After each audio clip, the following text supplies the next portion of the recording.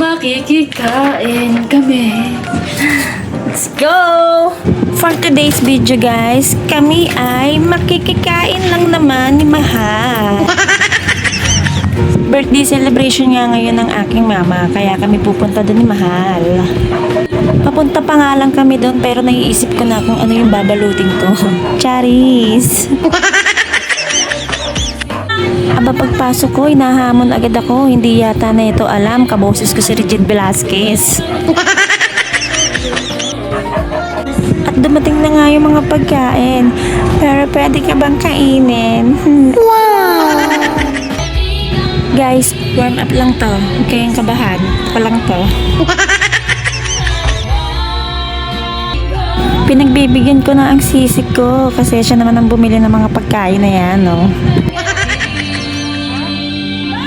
Hay nako, dumating na nga yung kaagaw kong mag-Sharon.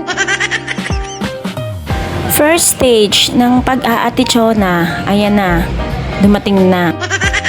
Tinitingnan niya pa yung bilong, akala naman niya, babayaran niya.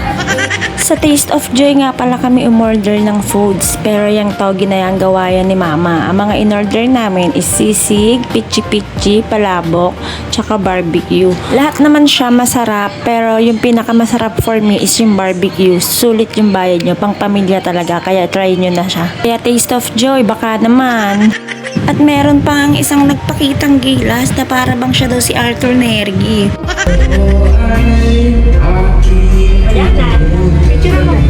Stage 2 na ng pagmamaldita ng batang ere. Tingnan nyo naman, galit na galit, gustong manakit. Sa wakas, kakain na! Ito talaga yung pinakihintay ko ang lumapang ng lumapang.